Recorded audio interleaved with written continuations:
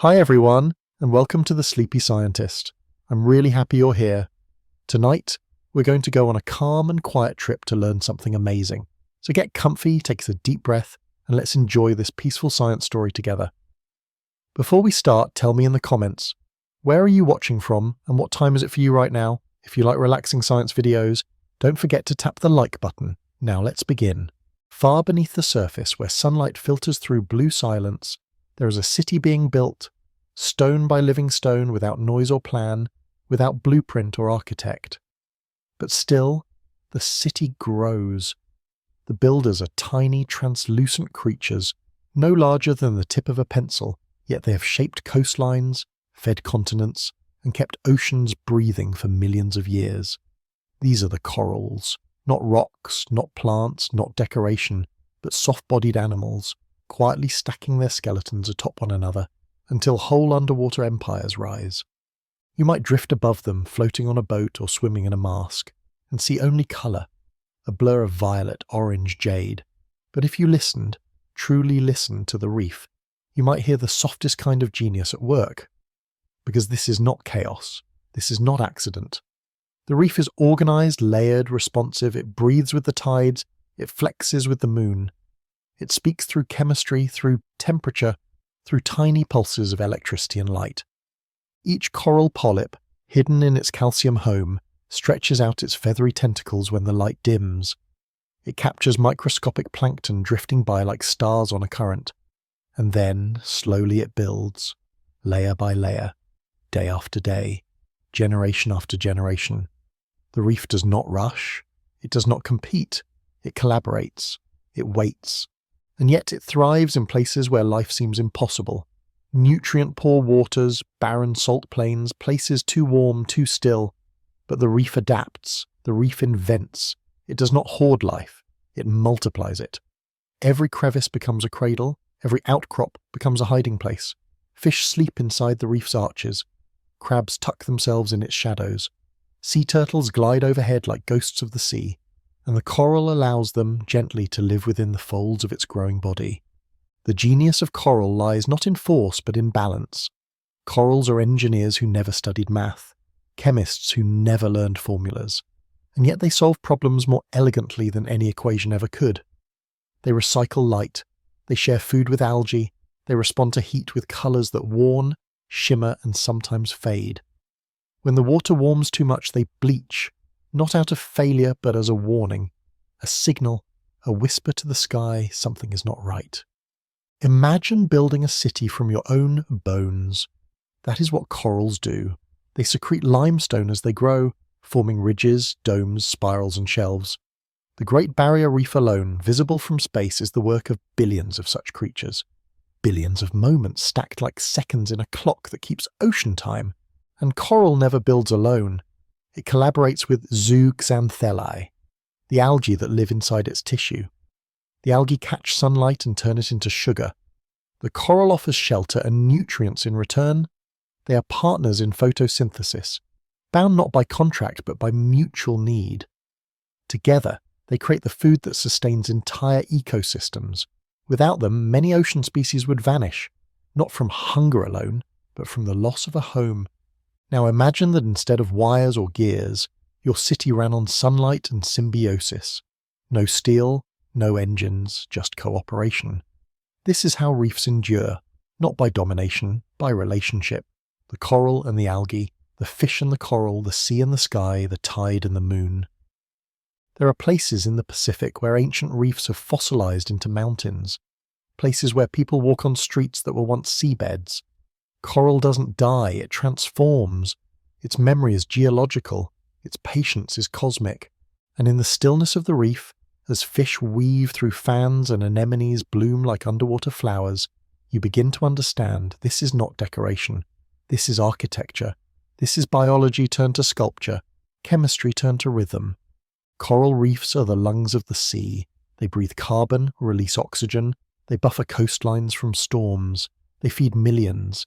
They make music without sound, each creature in tune with the others, each movement part of an unseen choreography. Even when storms rise and waves pound against the reef, the coral bends but does not break. It absorbs force with quiet strength. Its design is not to resist, but to flow, to yield just enough, and then to rebuild. Always to rebuild. Every coral polyp lives only a few years, but the reef is ancient.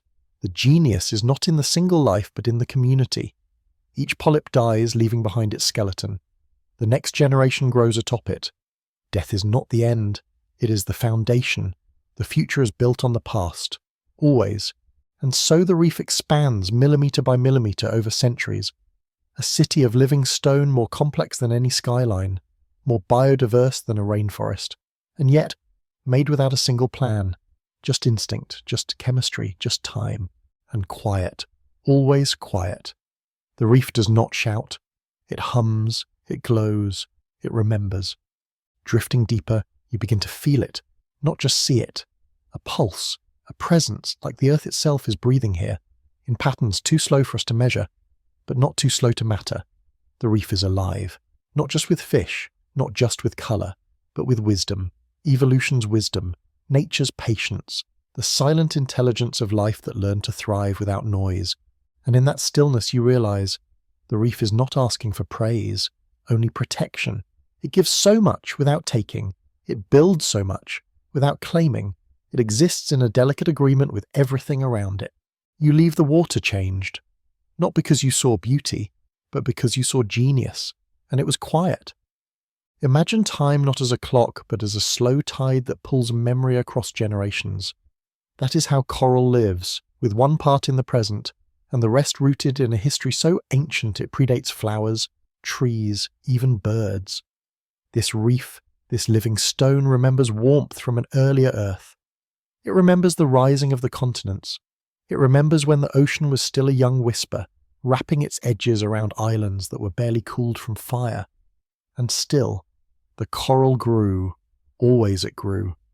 To understand coral is to understand patience. It does not bloom quickly like a meadow in spring. It builds, silently, layer by thoughtful layer.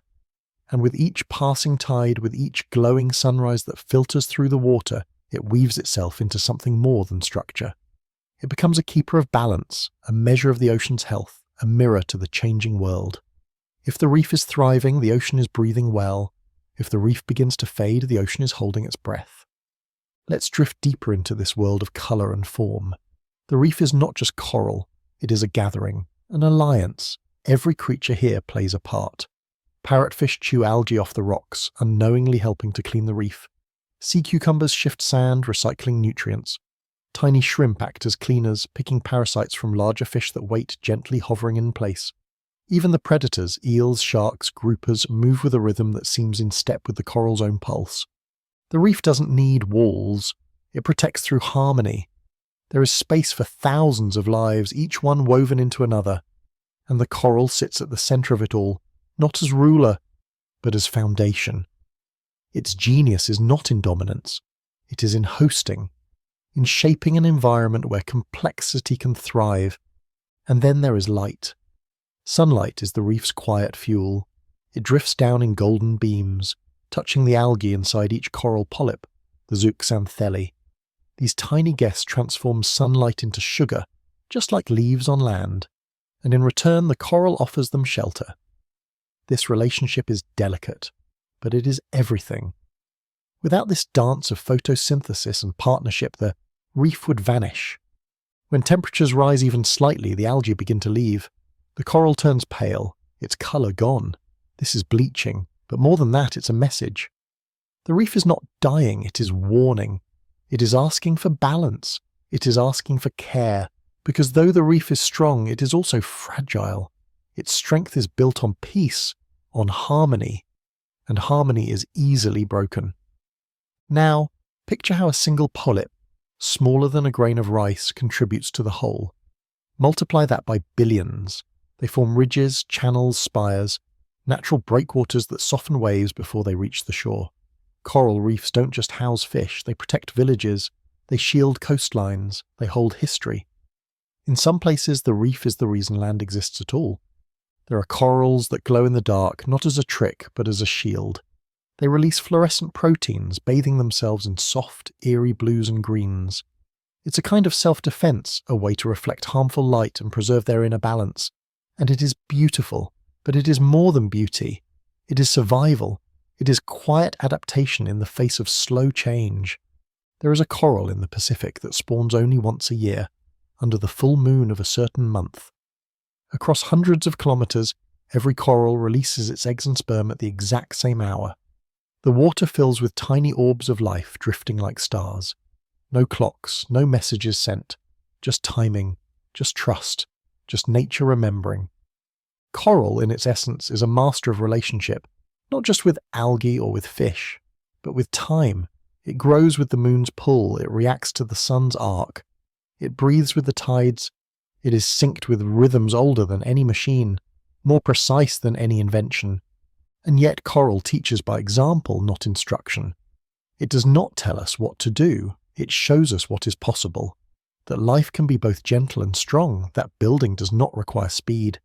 That intelligence does not always need words. Even in the stillness of night, the reef glows. Bioluminescent plankton drift like soft fireflies. Tiny movements ripple across the coral surface. Fish sleep in crevices, wrapped in mucus cocoons to hide their scent. The reef does not sleep. It breathes. It pulses. Its genius continues even in the dark. When we look closely, we see ourselves reflected, not in form but in function. Like coral, we depend on relationship, on balance, on the invisible threads that connect one life to another. We forget sometimes, but the reef reminds us. And so we watch it, we study it, we map it with satellites and scan it with sonar. But we must also listen, not just to its data, but to its message. Because beneath all the science is a truth so soft it almost disappears. The reef lives through love, mutual care, shared energy, quiet collaboration. It is the genius of working together, the genius of growing slowly, the genius of knowing your place within a larger whole. And when you swim above it, letting the waves rock you gently back and forth, you begin to sense that this is not just a reef. It is a lesson, one carved in silence, etched by time, glowing with memory. You float, the reef holds you, and for a moment you understand how the ocean thinks. There is a rhythm to all living things, but coral follows one that is slower than breath, deeper than sleep. It does not rush toward progress or chase after change. It waits, and in waiting it endures. When the reef expands, it does so in silence, as if listening to the ocean's heartbeat before placing each new stone. This quiet building is not just survival, it is design, intelligent, deliberate, and enduring. And it teaches us that wisdom does not always need to speak. Sometimes it only needs to stay. Coral reefs hold stories of ancient seas. If you could listen close enough, you might hear the echo of a world before us, when the oceans were warmer or colder, when the continents still drifted apart. The layers of a reef are like tree rings, but written in limestone. They record the chemistry of the water, the touch of distant volcanoes, even the breath of carbon from long-dead forests. And yet, here it still is, living, glowing, blooming beneath the waves, telling its story in colour and form. Everywhere you look, the reef is creating, not destroying, not consuming, just giving. And in that giving it becomes stronger. Every sponge that filters water, every clam that feeds on sunlight, every school of fish that flashes silver through coral towers, they all add to the reef's rhythm. Nothing is wasted. Every movement recycles something. Energy flows in circles. Nutrients are shared. Space is respected. It is a society without greed, a garden without fences. And when disaster comes, as it does, in storms and bleaching and rising tides, the reef does not despair. It releases its gametes once more. It rebuilds. It renews, maybe slower than before, maybe not as brightly, but still it reaches outward as if to say, I will try again. That too is a kind of genius, not the loud brilliance of invention, but the soft brilliance of persistence. Some people say coral is dying, that reefs are fading, that climate change is unravelling them from the inside. And in many places, it's true. Whole sections of reef have turned white, like ghosts of what once lived. But even in this loss, the reef is not silent. It sends out larvae. It seeks cooler waters. It clings to the hope that change might slow. and scientists, inspired by its beauty and function, are trying to help by planting new coral, by studying its needs, by speaking on its behalf. Still, coral does not beg. It simply continues. It continues to build when it can, to shelter, to breathe, to hold the shape of life. Even as we test the limits of the sea's patience, the reef remains, small in each part but immense in unity. It does not need recognition, it only needs time. And so the reef becomes a mirror of what we might become, not through force or speed, but through care, through balance, through the art of lasting. It shows us how to live with others, how to share space, how to glow with purpose even in silence. We are used to heroes with loud voices and fast results, but coral is a hero of stillness, of resilience, a beauty that does not fade even when the world forgets to look. Let yourself drift one last time above this living masterpiece. Notice how the coral branches reach like fingers toward the light, how the fish move like scattered thoughts, how the water holds it all with gentle hands. The reef does not need to move to be alive. It anchors life by being present. And that is its quiet genius. It reminds us that being still does not mean being weak, that slow does not mean simple, that silence can be full of meaning. As the sun sets and light turns gold, the reef begins to shimmer differently. Some corals close for the night, others open. A tide of change moves over the reef, not with noise, but with peace. It is a bedtime for the sea, and the reef is the pillow on which it rests. In that moment, it is not just a place. It is a feeling, a lullaby in limestone. You close your eyes, imagining the reef still working beneath the waves, still building, still breathing, still hoping. And you wonder what the world would be like if we all lived a little more like coral. Not to dominate, but to host. Not to rush, but to last. Not to shine, but to glow. The ocean darkens, but the reef remains. And though you have risen from the water, a part of you stays, carried on the tide resting in the coral's memory. Because now you have heard its voice, and it was beautiful. If the ocean had a voice, it might sound like a coral reef at dawn. Not a voice with words, but one made of bubbles, colour, motion and light. The surface above is still quiet, touched only by wind and the faintest ripple of tide. But below, the reef is already awake. Tiny mouths open, tentacles stretch. Light seeps downward like honey through glass, and the coral begins to speak, not with sound, but with chemistry, with electricity, with the invisible language of life itself. This is how coral whispers to the ocean, not to control it, but to guide it. In the first moments of morning, the algae within each coral cell stir.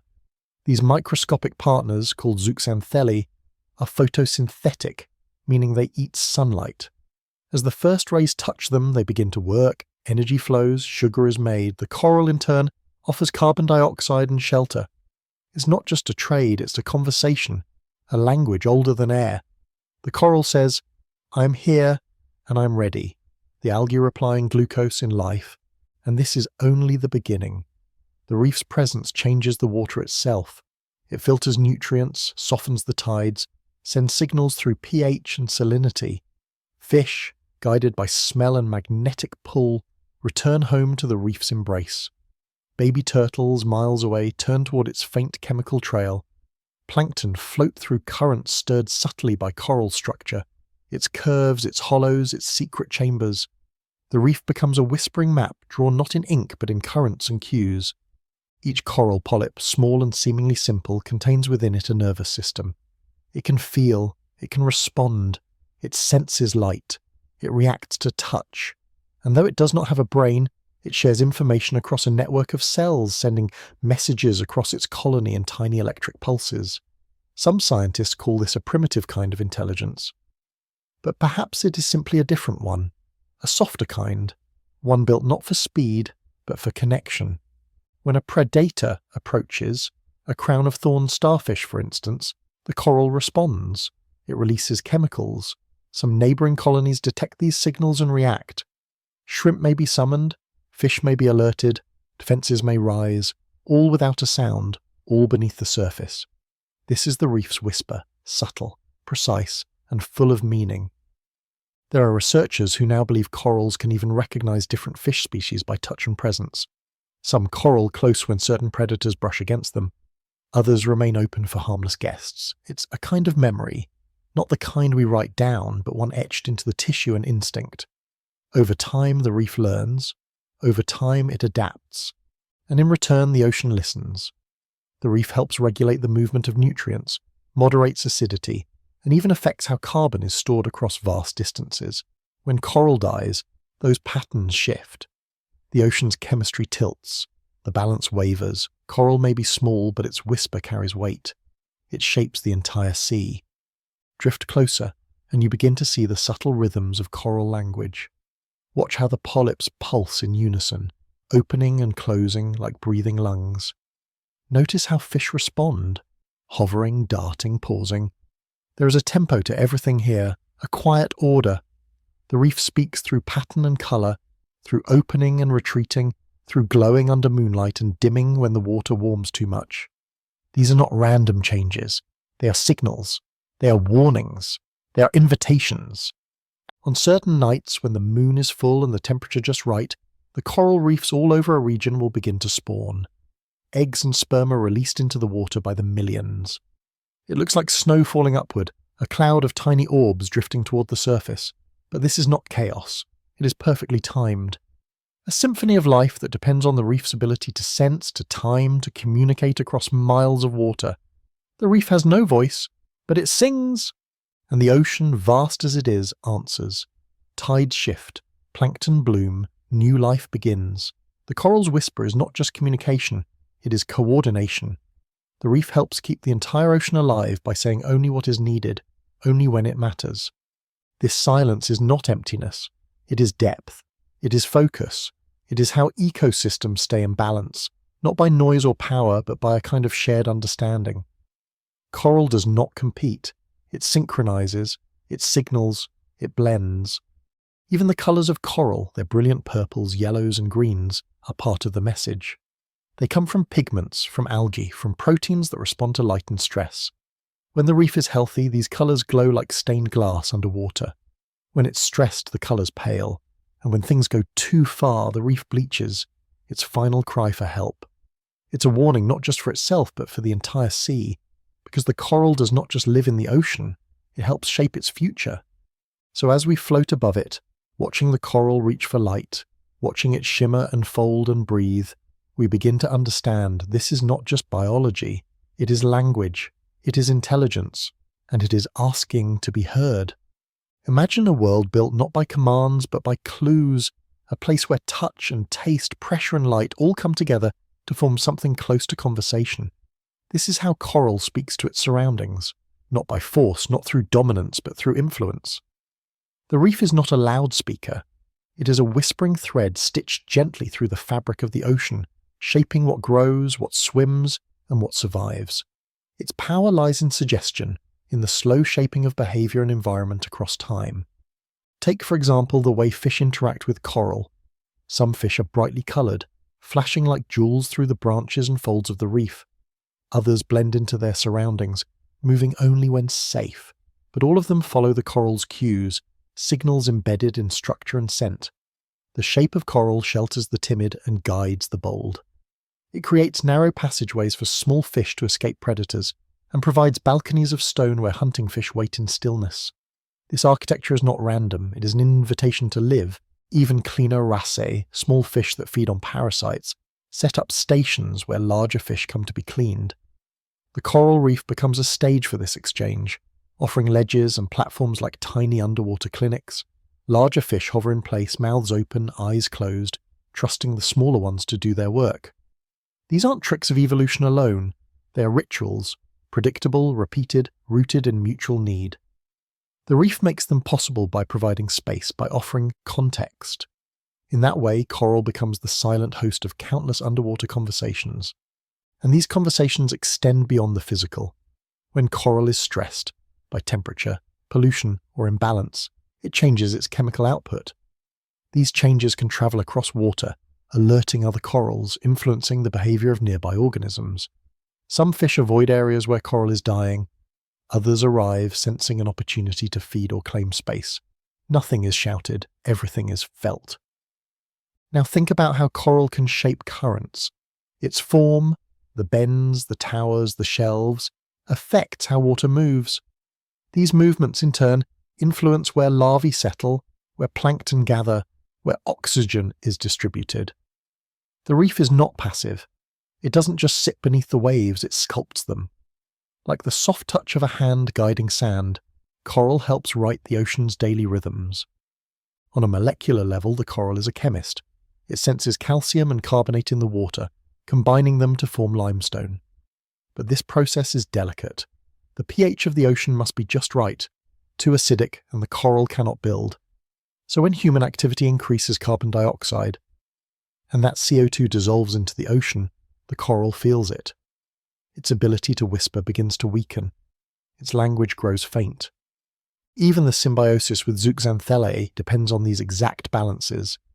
If the water becomes too hot, the algae inside the coral begin to produce reactive oxygen species, damaging molecules that disrupt cellular health. The coral, in response, expels the algae to protect itself, but in doing so, it loses its main source of energy. This bleaching is a final signal, a desperate whisper. Something is wrong.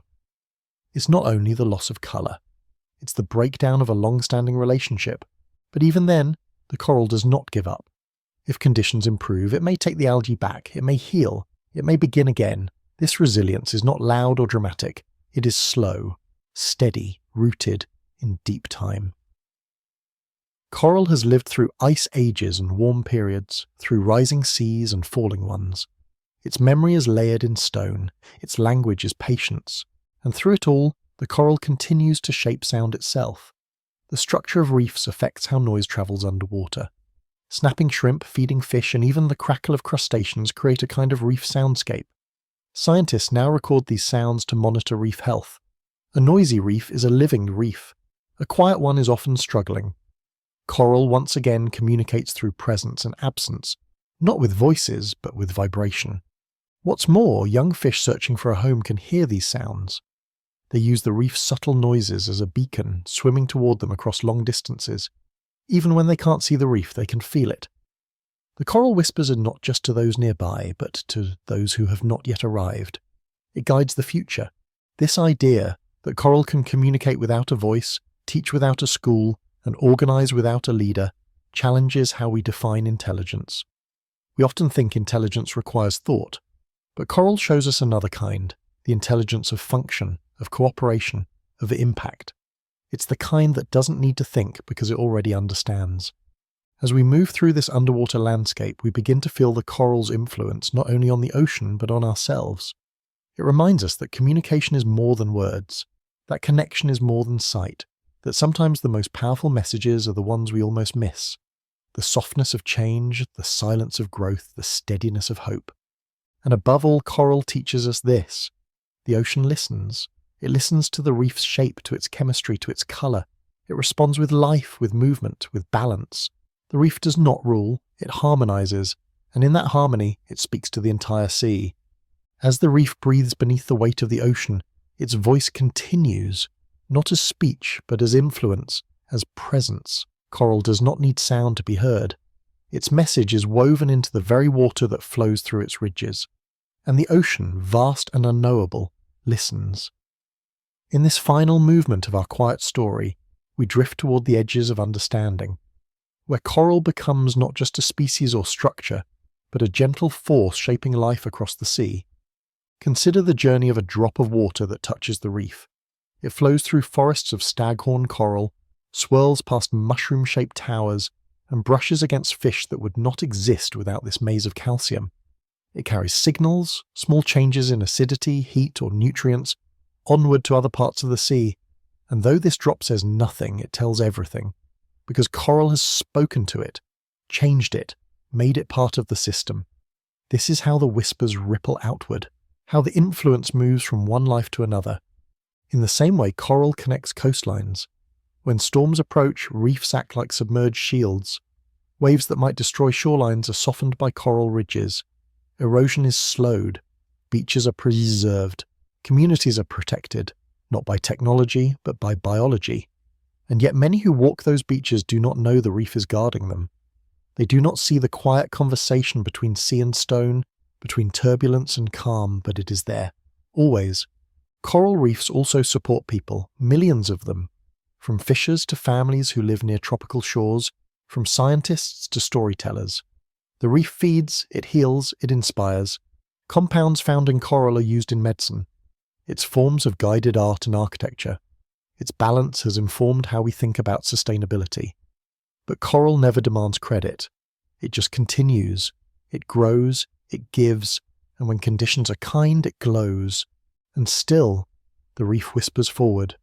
New coral larvae drift on the current, searching for a place to begin again. They are guided by light, by sound, by scent, drawn to the signs of a healthy reef. Some land safely, others are lost, but each one carries the blueprint of relationship. They know without knowing how to connect, how to grow into something that matters. Even now, as reefs face warming oceans and human interference, they continue to send out these messages. A reef that has lost colour still sends out life.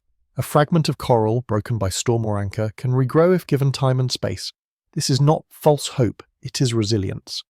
Coral's genius lies not only in what it is, but in what it becomes again and again, in its ability to whisper, "Let me try once more." There are coral species that have adapted to extreme conditions, waters that are too warm, too salty, too deep. These corals are not different in purpose, only in response. They still form relationships with algae, they still build, they still host, but they have learned new ways to whisper. Their language has shifted slightly, and yet it still belongs to the sea. Scientists now work with coral in new ways, growing it in nurseries, transplanting it back to damaged reefs, even experimenting with coral that can withstand warmer waters. These efforts are not about replacing nature. They are about listening, learning, working with coral's rhythm instead of against it. They are the beginning of a new kind of conversation, one in which humans become caretakers, not just observers. And perhaps this is what the reef has been asking all along, not to be saved, but to be understood, to be heard, to be given the space to do what it does best. Build beauty in silence, protect life without claiming it, endure through softness. So you float there once more above the reef.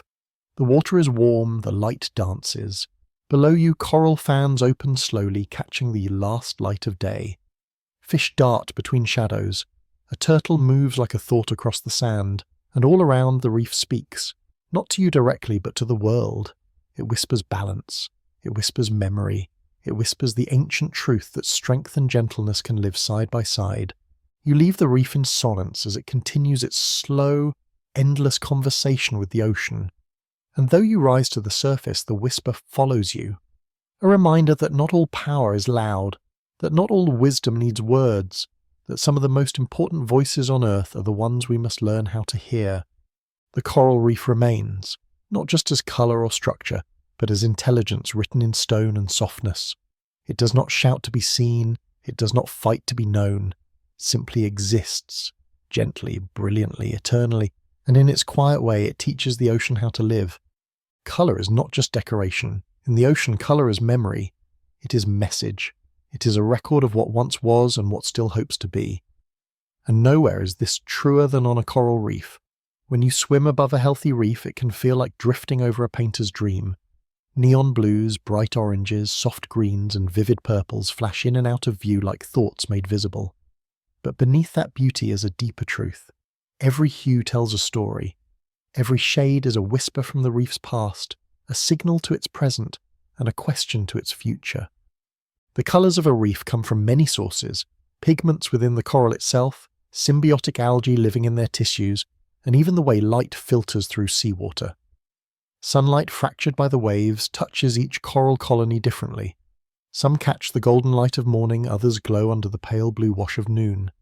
Some corals reflect light with a shimmer, like the surface of a bubble. Others absorb it, holding the warmth close like a memory they aren't ready to release. Each choice, each colour is a response, quiet, deliberate, alive. Much of the reef's colour comes from the zooxanthellae, tiny algae that live within coral tissue.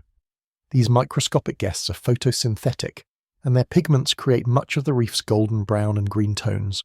But the coral itself contributes too, producing fluorescent proteins in blues, reds, and greens. These colours are not random. They are signs of protection. They help corals manage stress from heat or sunlight. They serve as shields, as armour, as signals. When the reef is healthy, these colours bloom like springtime. They glow beneath the waves like underwater lanterns. But when the reef is in trouble, when the water becomes too warm or the light too intense, the coral begins to bleach. It loses its algae. It loses its colour. What's left is white bone, a ghost of what once was. But even then the reef is speaking. Bleaching is not silence. It is a scream whispered in pale. And still, the reef remembers. In places where the water cools again, where the balance returns, the colour slowly creeps back. Algae rejoin their coral hosts, the pigments return, and the reef, like a living memory, begins to rewrite its story, one cell at a time.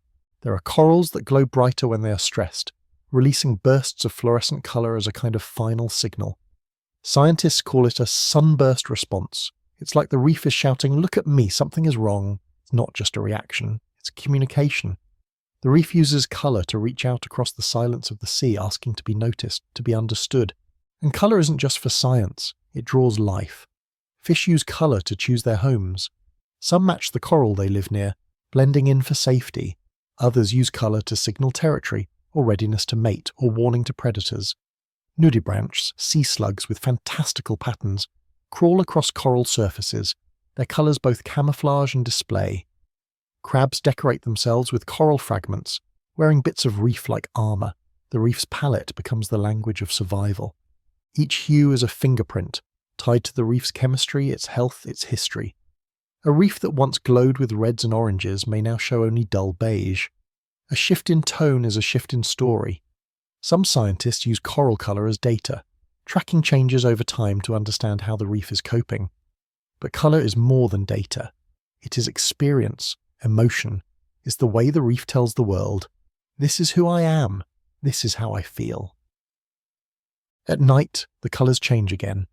Under moonlight or with a diver's lamp, some corals glow with bioluminescence, a green-blue shimmer that seems to float above the surface like breath.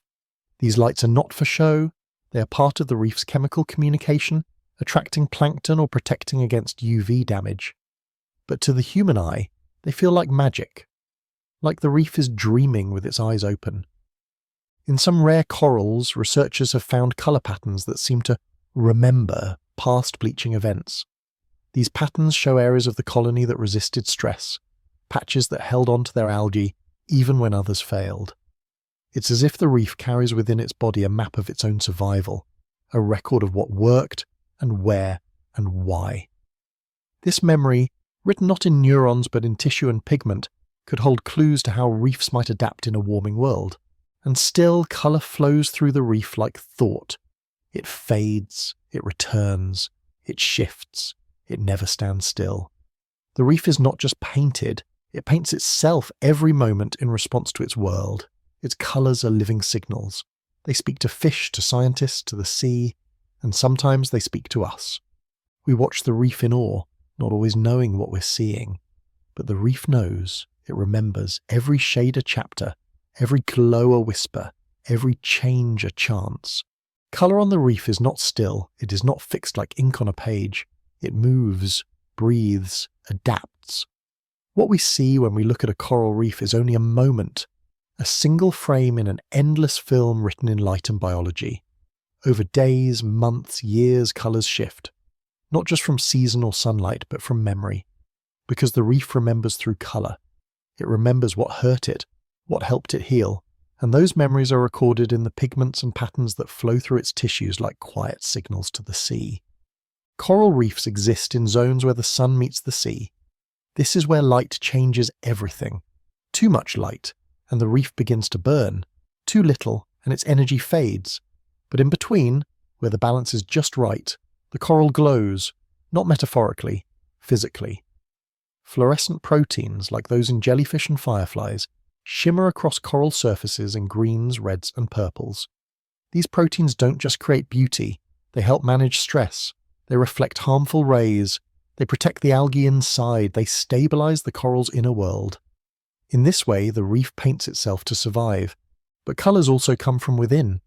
When corals are under pressure, heat, pollution, or disease, They sometimes respond by producing more colour, not less. This seems backwards, but it's not. It's a last effort to save the partnership with their algae. A signal, a plea, a flare shot into the ocean. I'm still here. Help me hold on. Some researchers believe this colourful bleaching may be a coral's immune response, a way of managing stress before collapse. In that glow, the reef is not giving up. It is fighting, softly, luminously. This colour logic extends beyond the coral's body. Reef fish use it too. Some fish change colour based on mood or social status. Others flash bright during mating, then fade into camouflage. A cuttlefish can recolour its entire skin in milliseconds, creating waves of pattern across its body to mimic coral or stone. These shifts are communication, emotion, reaction. The reef is not only colourful, it is expressive. And yet all this colour comes at a cost. The very brilliance that makes reefs beautiful also makes them vulnerable. Shallow reefs, rich in light and life, are the first to suffer in warming seas. When water stays too hot for too long, the algae leave. Without them, the coral turns ghost pale. This bleaching isn't immediate death, but it is a wound. A reef can survive a bleaching, but too many too often, and its memory begins to fade. It forgets how to heal. Still, the ocean remembers. After bleaching, when the waters cool, currents may carry healthy algae back to the reef.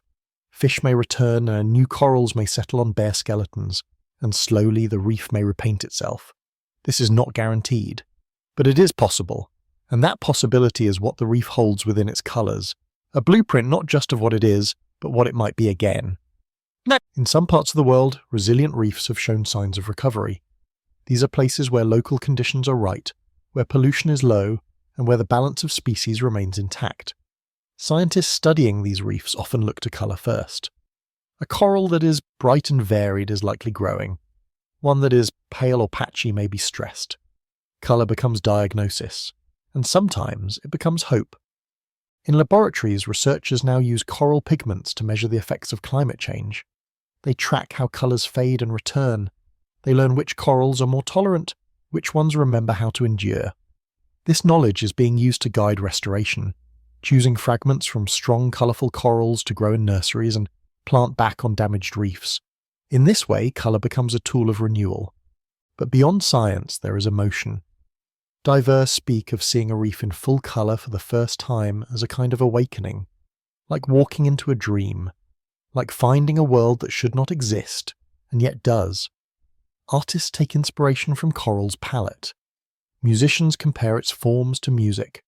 Children see it and say it looks like the inside of a rainbow. And perhaps they're right. The reef is nature's memory of joy, made real. And colour has rhythm. At dawn, the reef glows pale, waiting for the sun. By midday, it pulses with full brightness. At dusk, it softens. Some corals even change slightly by the hour, as light shifts and shadows fall. These changes are not random. They are timed with feeding, with tides, with temperature. The reef is always adjusting, always learning, always remembering. In deeper waters, where light is scarce, corals still use colour, but in different ways. Their pigments are tuned to catch whatever faint blue-green light remains. These corals often look darker, more muted, but even here they are adapting. Even here they carry the memory of light in every cell. And so we watch, we document, we try to understand the reef's language of colour, but even without understanding, we feel it. It moves something in us. It stirs something ancient, the part of us that responds to beauty, to balance, to grace. The part that remembers that colour is not just for the eyes, it is for the soul. The reef's memory is deep. It is written not in books or numbers, but in waves of colour moving across living stone. It is not just a record of pain, but of survival, of joy, of light. And the longer we look, the more we realise those colours are not fading. They are waiting. At the heart of the coral reef's beauty lies its most enduring gift, its memory, glowing softly through time in living colour. This memory is not stored in books or spoken aloud. It is felt. It is seen. It is carried by cells and pigments and partnerships that span generations. The reef does not recall with thoughts. It remembers through patterns, through regrowth, through colour that fades and returns like breath, gentle and alive. Each new coral that settles on the reef begins not as a blank slate, but as a continuation, an echo of what came before, shaped by history, carrying hope. This is what makes coral reefs more than just beautiful places. They are archives of change. They are record keepers of the sea. Within their calcium walls are layers that tell of warm years and cool ones, of storms and quiet seasons, of abundance and loss. Scientists can read these layers, much like the rings of a tree, to understand Earth's past. But colour tells a more immediate story, a story not of distant ages, but of now. A reef bright with colour is a reef speaking of balance. A reef washed in pale is asking for help. And colour continues to shape the lives of those who depend on the reef. For reef creatures, colour is protection. It is communication. It is identity. Some fish mimic the reef's hues so precisely they seem to disappear. Others flaunt their brightness to confuse predators, or to claim territory, or to attract a mate. Octopuses change their skin not only in colour but in texture, becoming part of the reef's living surface. This symphony of shifting colour creates a living language that never stops evolving. For corals, colour is also a sign of resilience. Certain species have learned to adapt to warming seas by hosting more heat-tolerant algae. These corals may not shine as brightly as before, but they survive. Their colours are deeper, more muted, but full of endurance. It is a different kind of beauty, a quiet strength born from memory, adaptation, and the will to continue. These are not just survivors, they are future builders. Even in decline, the reef finds ways to whisper its legacy. A bleached coral may look dead, but sometimes the tissue remains, clinging to hope. If conditions change, it can regain its algae. Colour may slowly return, and with that colour, the reef writes a new chapter. This is how memory becomes possibility. Not in what is lost, but in what can still be reclaimed. And we are part of that story. Around the world, people are working to restore reefs, planting coral fragments, reducing pollution, cooling small patches of ocean water to help corals survive heat waves. These efforts are small, but they matter. Every coral saved is a colour preserved. Every reef protected is a memory defended. And in doing this, we learn from the reef itself to move slowly, to work together, to trust that healing is possible. The reef teaches us that memory is not only about holding on to the past, it is about shaping the present. The reef remembers not just what hurt it, but what helped it thrive. It holds those lessons in its structure, its chemistry, its glow, and by watching it, by listening, we can learn to remember better too. As you float above the reef one final time, you may see a familiar coral glowing quietly below, its surface dotted with pinks and greens, its branches waving in the tide. You may see fish weaving through its crevices, pausing, darting, returning. You may see a crab nestled inside a coral cup, and a school of silver fish flashing in unison as they pass. All of it alive, all of it part of the reef's continuing memory. And in that moment you understand this is not just a habitat, it is a storyteller. The reef does not speak in words, it does not ask for applause, but it teaches gently through beauty and endurance. It teaches us that memory can live in colour, that colour can carry meaning, that meaning can guide action, and that even the softest voices, like the shimmer of coral in the sun, can shape the world. You leave the reef changed, you carry its colours with you, not just in photographs or in memory, but in awareness, in awe, in responsibility. The reef is not gone, it is alive, and it is remembering, and now so are you. Long ago, in a time without clocks or calendars, something quiet and extraordinary happened, beneath the sea. It was not loud like a volcano or sudden like a lightning strike. It was soft, slow, and invisible. A single-celled algae floated close to a coral polyp, and instead of drifting away with the current, it stayed. It settled gently into the coral's tissues, nestled there, and began to share its sunlight. The coral in return offered safety. This was not a transaction. It was something more tender, a joining, a partnership, a beginning. This is the story of when algae and coral fell in love. It may seem strange to speak of love in the ocean, but there are many kinds of love, not all of them shaped like hearts or spoken in words. Some are made of balance, of patience, of mutual giving. The coral and the algae have no mouths, no eyes, no hands, but what they share is among the oldest, most successful relationships on Earth. It is a love written in light and chemistry, lasting hundreds of millions of years, and still unfolding in the reefs we see today. The algae in this story are called zooxanthellae. They are tiny golden brown cells, smaller than dust. Alone they could not survive long in the open ocean, but inside coral they flourish. They live in the coral's tissue, just beneath the surface where sunlight can reach. There they perform photosynthesis, turning sunlight into sugar, using carbon dioxide and water to produce the food that coral needs to grow. It is a quiet miracle that happens every second, all across the tropical seas. The coral, in turn, builds limestone shelters, small hard homes that give the algae protection from drifting currents and hungry mouths. These skeletons stack up year after year, forming reefs as vast as cities. Without the algae, coral would grow slowly, struggle to survive. Without the coral, algae would drift aimlessly, unable to anchor their gifts. Together, they build worlds. This relationship is called symbiosis, but that word feels too clinical, too dry for what really happens. Because this is not just survival, it is co-creation. Each partner gives something the other cannot make on its own. The coral gives structure. The algae give energy. Together, they make beauty.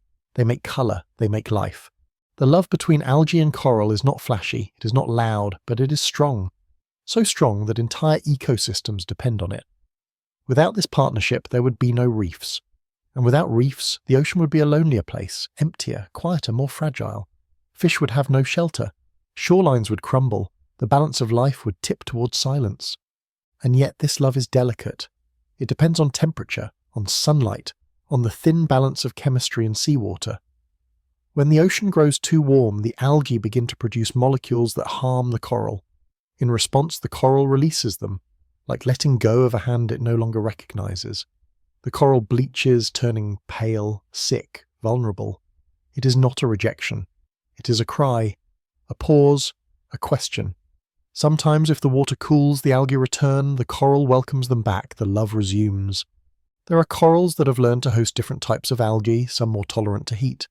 These corals are experimenting in their own quiet way, adapting, trying to hold on, trying to rewrite their relationship without letting it go. This too is a form of love, one that endures not through perfection, but through change. And the reef as a whole is the celebration of that love. Every branch, every ridge, every colourful bloom of coral is a testament to the tiny algae living inside. When you swim through a reef, you are not just seeing architecture. You are seeing intimacy, cooperation, a dance of light and stone, algae and animal, still unfolding after millions of years. Above the reef, the sun pours down like gold. It filters through the water, breaks into colour, touches every coral surface. The algae catch it, store it, share it. The coral takes it, builds with it, lives by it. This is their language. This is their bond. And in that gentle sharing, life continues. In the end, the love between algae and coral teaches us something rare, that even the smallest lives, when connected, can build something vast, that even the quietest partnerships can shape the world. It shows us that survival is not always about strength. Sometimes it is about softness, about listening, about staying close. The reef glows with that love, not just in colour but in spirit.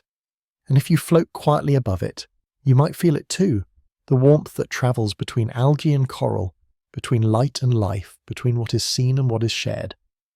To understand the true depth of what algae and coral share, we must go beyond the surface of the reef, beyond the shimmer of light and the flicker of colour.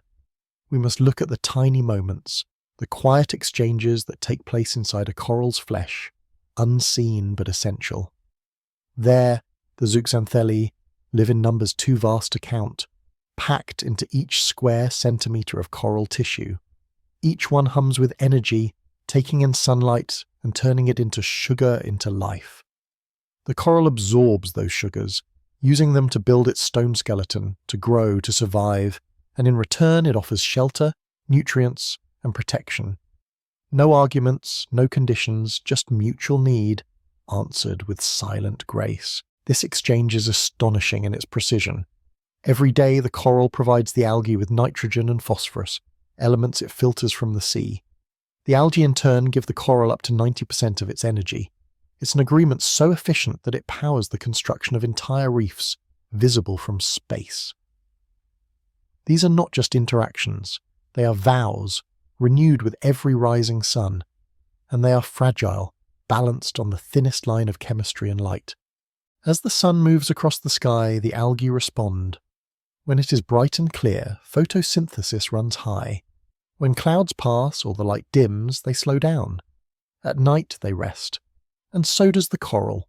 The rhythm of their partnership is shaped not by noise or command, but by the softness of sunlight, the slow turning of the earth.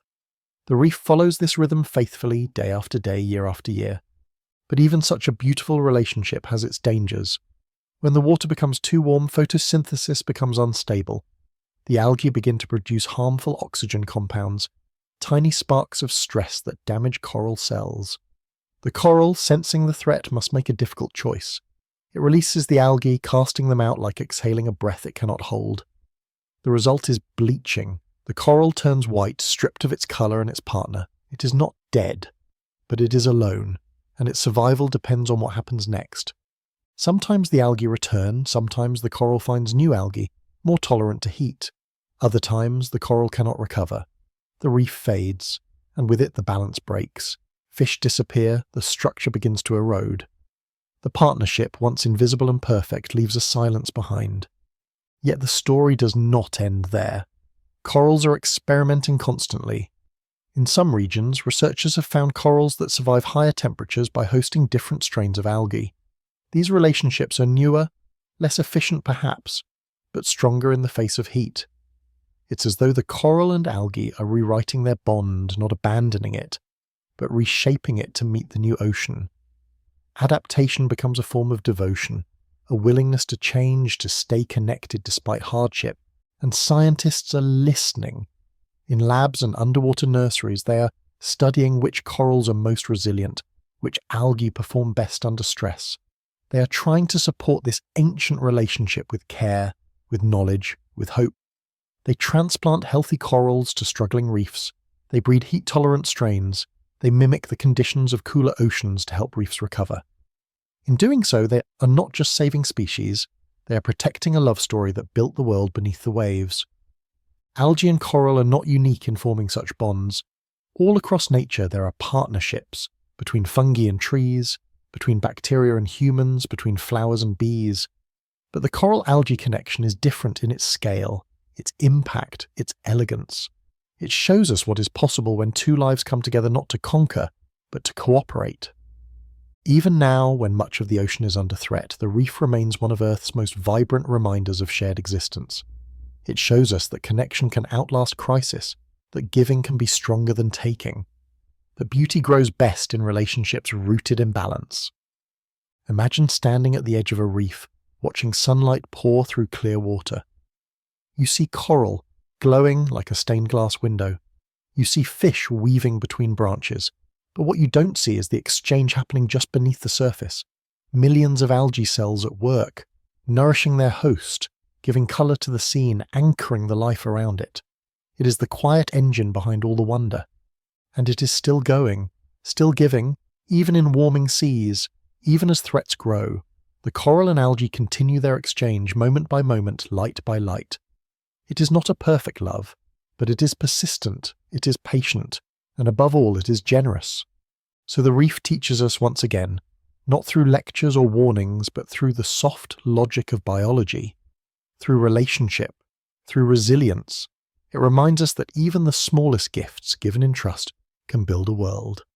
That love, at its strongest, does not demand. It gives, and in giving it glows. Even now, as the coral reef faces rising temperatures and uncertain tides, the story of algae and coral continues, quietly, faithfully underwater. It is not a tale of drama or tragedy, but of devotion. Because though the ocean changes and the currents shift, the coral still waits for the algae's return, and the algae, guided by light and chemistry, still search for a home. This is not a story with an ending.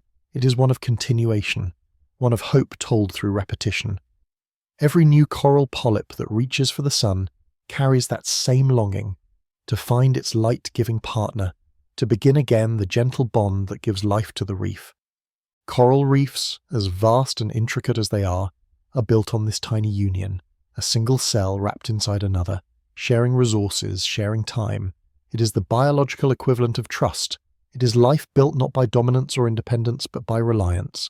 And it is in this reliance that the reef's greatest strength lies. Every glowing ridge, every arch where a fish takes shelter, every ripple of colour across the seafloor begins with this joining.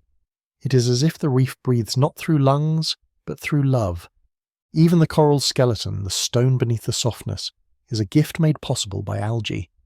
Without their energy, coral could not build its limestone towers, could not create the reefs that hold coastlines in place and offer refuge to a quarter of all marine life. These stone structures, sometimes thousands of years old, are not the result of violence or conquest. They are the quiet accumulation of cooperation, stacked layer by layer like pages in a book written by two invisible hands. And when coral dies, it leaves behind its stone. Future coral builds upon it. The algae return, the partnership begins again. The reef remembers not with words, but with form. It remembers through resilience. It remembers through giving. There is a kind of peace in this, a kind of lesson for all living things, that even in a world full of struggle and change, there is room for quiet bonds to flourish, that even the smallest life can carry another, that a cell of algae and a soft-bodied polyp, neither of them capable of much alone, can together build cathedrals beneath the sea. And what they build does not serve only them. The coral reef gives to the world. It buffers storms, it feeds communities, it inspires medicine, it holds stories of Earth's deep past and possibilities for its future. All of this begins with that gentle act of welcome, the coral opening its body to let another life live inside. This too is a form of love, one without possession, one without pride, just shared existence day after day. In some places, that love still burns bright. There are reefs untouched by bleaching, thriving in clear waters where algae and coral continue their ancient rhythm without interruption. In others, the relationship is struggling, wounded by warming seas and human hands. But even in those wounded places, signs of renewal emerge. New coral settles, new algae arrive. The partnership, though shaken, endures. Because love, real love, adapts. It finds new ways to stay alive. People now work to help this relationship. They grow coral in labs. They match it with algae that can withstand higher temperatures. They transplant young coral onto dying reefs. And slowly, in patches and pieces, the reef responds. It begins to build again. It begins to colour again. It begins to remember. And maybe this is the most powerful part of the story. Not that the coral and algae once formed a perfect bond, but that they are still forming it, still choosing it, still writing it into the ocean one polyp at a time. Their love is not frozen in the past, it is alive, adjusting, evolving. So when we look at a coral reef, we must look deeper than colour and shape. We must see the joining that underlies it all. We must honour the quiet devotion that feeds it, and we must learn from it. That relationships can build worlds, that giving creates strength, that survival, at its best, is shared. The reef is not just a habitat, it is a love letter, written in limestone and light. It is proof that partnership can be beautiful, that support can be sacred, that what begins with two lives finding each other can ripple outward to touch an entire ocean. And as you leave the reef, as the sunlight flickers through the waves and the sea stretches endlessly ahead, you carry something with you. Not just awe, not just memory, but understanding. That love is not always loud, that sometimes it is silent and steady, like algae living in coral, building a world beneath the waves. At first glance, coral appears still, silent, solid, a stone garden rooted to the seafloor. But the truth lies deeper, hidden inside its skeleton, flowing through its soft tissues, beating quietly with the rhythm of the sea. Coral is not a rock, it is a living thing. And if you could shrink yourself small enough to see the coral from within, you would find that it pulses, not with a heart, but with movement, with light, with energy. The reef is alive in every grain of its being. It breathes, it reacts, it grows, and its pulse is what binds it all together. The coral, the fish, the algae, the sea. The coral polyp, the small creature that builds these stone cathedrals, is soft and translucent, shaped like a tiny anemone. It stretches its tentacles out into the water to feed, pulling in plankton and particles too small to see. When the tide is right and the sun is low, the polyps emerge by the millions. You might not hear them, but you can feel it. a gentle stirring like the exhale of the sea. Each polyp by itself is almost nothing, but together they form a reef that can stretch for miles, strong enough to shape coastlines and hold back storms. Inside each coral polyp, an ancient partnership continues. The zooxanthellae, those light-loving algae, rest within the coral's tissues, turning sunlight into energy. The coral takes in this gift and with it builds. It draws calcium and carbonate from the seawater and forms limestone piece by piece. It grows not upward like trees, but outward like time, spreading its skeleton slowly across the ocean floor. Every day it adds a fraction of a millimeter to its frame. Every day it remembers. This building is not mechanical, it is responsive. The coral senses changes in light, in current, in chemistry. It shifts its growth accordingly. A new branch here, a curve there. The reef is always adjusting, listening, responding. It pulses with more than movement. It pulses with intelligence, not the kind found in brains or words, but the kind that lives in systems, in cycles, in long, patient observation. And so the coral becomes a map of the ocean's pulse. When the water is healthy and full of light, it grows brighter, faster, stronger. When the water warms too quickly or becomes too acidic, the pulse slows, the reef dims, but even then the coral holds on. Its tissue, thin as silk, continues to filter the sea. Its algae, when not expelled, continue to make sugar. The work continues quietly with determination. In the stillness of the reef you begin to sense this rhythm. A school of fish moves like a single thought through the coral towers. A crab lifts itself from a crevice, moving slowly through a forest of stone. Every creature is tuned to the reef's beat. Even the tides seem to follow its pattern. When the moon is full, the coral responds. On those special nights, millions of polyps release their eggs and sperm into the water at once, a synchronized pulse of life that turns the sea cloudy with new beginnings. It is not chaos. It is memory. It is timing written into the coral's bones. Some scientists believe that coral can communicate across colonies, sharing signals when one part of the reef is damaged, sending out chemical cues that help others prepare or heal. This isn't communication in the way we speak.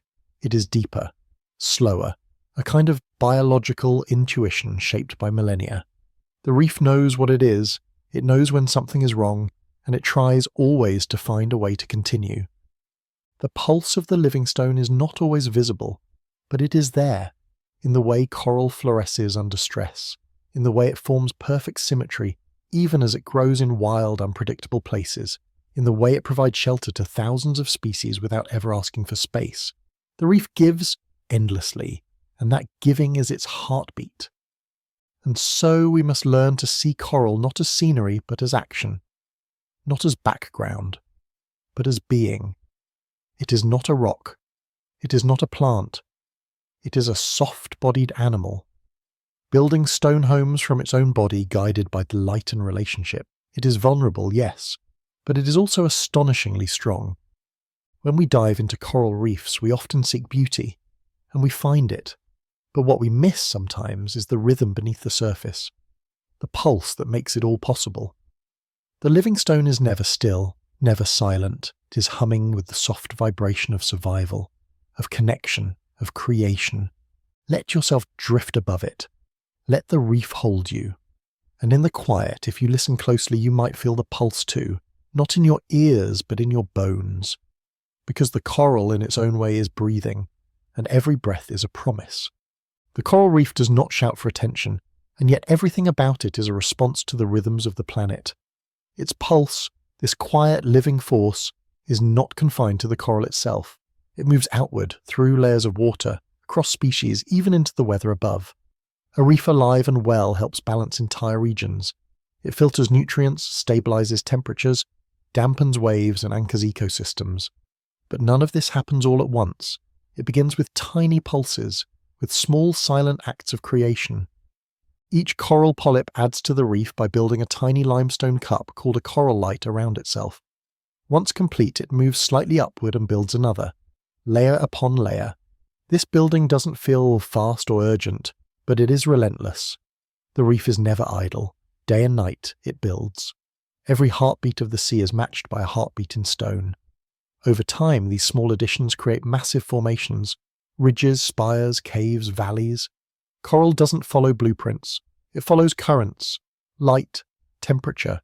It responds, and in responding it sculpts. This responsiveness is where the reef's intelligence lives. It is not cognitive but chemical. The coral senses pH changes, shifts in salinity, alterations in current speed.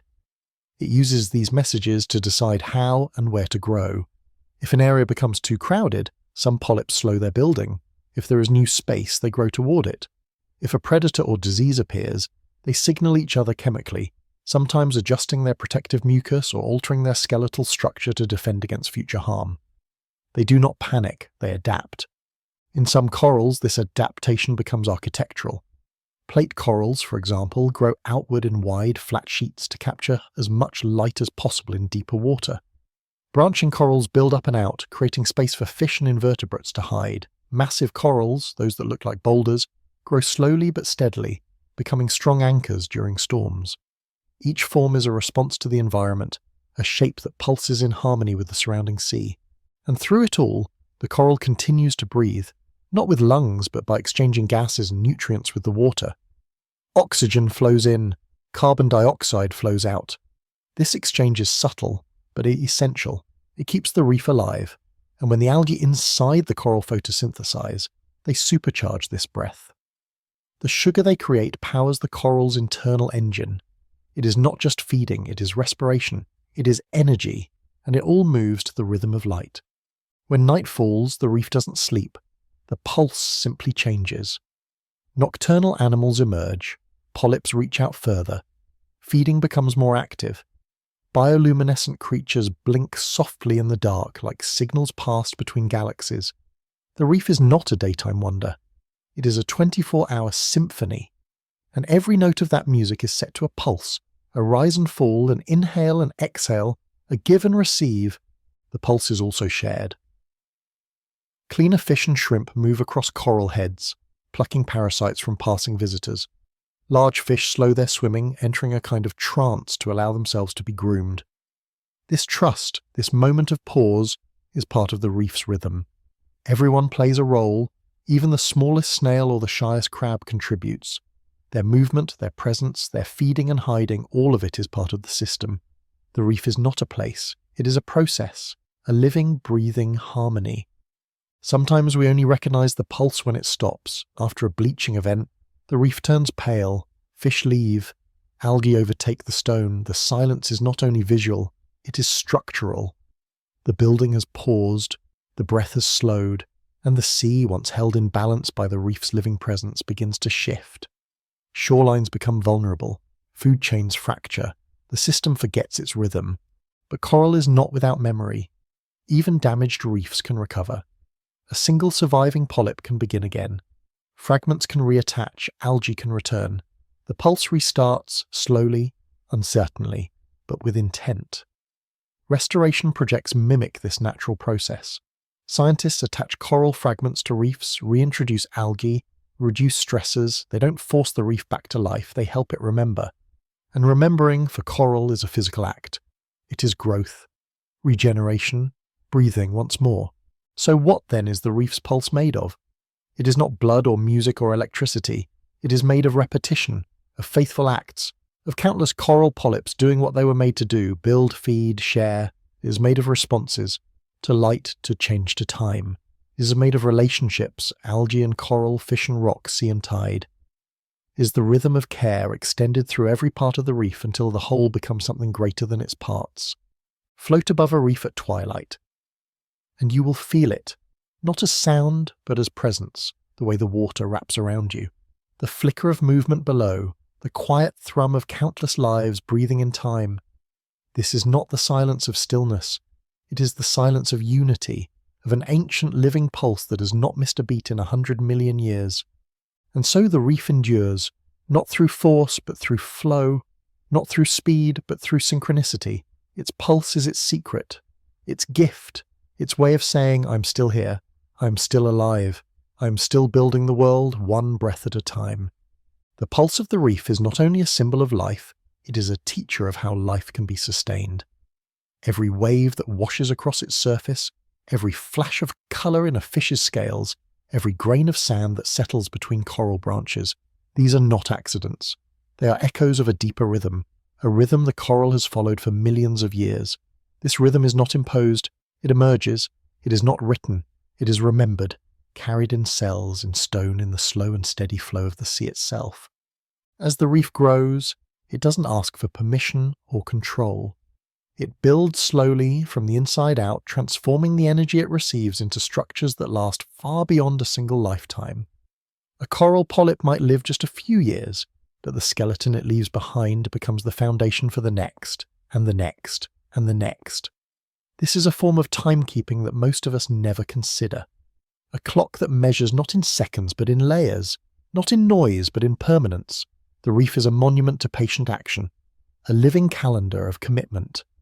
Each part of the reef plays its role in maintaining the pulse. Sponges filter the water, pulling out excess nutrients that might otherwise disrupt the balance. Seagrasses nearby trap sediment, keeping the coral's water clear. Herbivorous fish graze on algae that, left unchecked, would smother the coral. These quiet acts, feeding, grazing, filtering, are small, but they synchronize like the steps in a slow and ancient dance. No part dominates. No part is alone. The reef is not built by coral alone. It is held together by a community that moves in rhythm. And so, when something disturbs the reef, when pollution flows in, when temperatures rise, when too many fish are taken away, the rhythm breaks, the pulse falters, the reef begins to forget its own timing. Algae grows too fast. Coral struggles to breathe. The stone begins to crumble. And yet even then, the reef resists silence. Even then, it listens, it feels, it waits for conditions to change, for the music to return, and sometimes it begins again. Around the world, people are learning to hear this pulse. Scientists dive beneath the waves with recording equipment, capturing the soundscape of reefs. Healthy reefs crackle with the snaps of shrimp, the calls of fish, the distant churn of life. Dead reefs are quiet. Sound, it turns out, is one way coral recruits new life. Fish larvae, adrift in the open sea, are drawn to the sounds of a living reef. They follow that pulse home, and so researchers now play recordings of healthy reefs near damaged ones, helping to guide young fish back to places that need them. The pulse becomes a beacon. But there is more to this story than restoration. The reef's pulse is also a mirror. It reflects how we live above the water, how our actions shape the sea, the chemicals we release, the heat we create, the balance we break. And yet it also reflects our potential, our ability to repair, to learn, to care, to move in harmony with what is old and wise and deeply alive. The reef doesn't speak to us in warnings, it speaks in beauty, in rhythm, in its ability to keep going even when the world around it changes. A coral polyp does not know the future, but it builds, and by building it creates a place where life can return, where the tide can heal, where the pulse can rise again. In this way, the reef teaches us that survival is not about outlasting others. It is about staying in rhythm with the world, about giving as much as we take, about building not just for today but for tomorrow, and that, in its quietest form, is resilience. Let yourself remember what the reef remembers, the long, slow curve of time, the power of small things done steadily, the beauty of systems that care for one another. Let yourself breathe with it, slowly, deeply, fully, because the reef is not separate from us. It is a reflection of how life endures when everything pulses together. And even if the reef fades in some places, even if its stone goes quiet, the memory of its pulse lingers, in water, in sand, in stories, in science, in us. It reminds us that we are not the only ones who shape the world. That stone can be alive, that softness can be strong, that the deepest truths often move too slowly to see but never too slowly to feel. So now, when you think of coral, do not think only of colour or shape. Think of rhythm, of breath, of the soft and steady pulse that has held the sea together for ages, and know that as long as the reef exists, the world has not forgotten how to move gently together in time. The sea does not stay calm forever. Storms rise, waves crash, winds howl across the surface and churn the water below. Even in the warmest, clearest tropics, the reef is not spared. It is bent, broken, scattered. Coral branches snap, sediment smothers the delicate polyps. Creatures flee or disappear, the ocean roars its fury and the reef must endure. And yet, when the winds pass and the light returns, the reef does not collapse in silence. It remembers. It begins again. This memory is not like ours here. It does not keep dates or names. It does not mourn with tears. The reef remembers through rebuilding, through action, through the slow return of life. In the wake of destruction, the coral does not ask what it has lost. It asks where to begin. Tiny fragments drift on currents. Some fall into cracks in the broken stone, some attach to stable rock. These coral pieces, sometimes no larger than a fingernail, begin to grow. They are the first sentences in a story rewritten, not forgotten. A storm is not only wind and water. It is pressure. It changes temperature. It alters salinity. It pulls nutrients from the seafloor and scatters them into the open sea. The reef feels all of this, not as panic, but as transformation. It listens to the turbulence. It endures it with every part of its being. And when it passes, the reef rewrites its shape in response. Where once there was a ridge, now there is a hollow. Where once fish hid among tall coral towers, now they nestle into low sheltered mounds. The reef does not rebuild what was, it builds what works now. Some coral species are especially good at this. They break easily, but that fragility is also a form of strategy. Their broken pieces can reattach. They can root in new places and grow again. This is not failure. It is design. It is flexibility. These corals turn harm into opportunity. They scatter themselves and begin again, reshaping the reef not in defiance of the storm but because of it. In the days after a storm, the water may look brown and broken, but the reef is already moving. Sponges filter debris. Sea cucumbers digest sand. Small fish return to scout for shelter.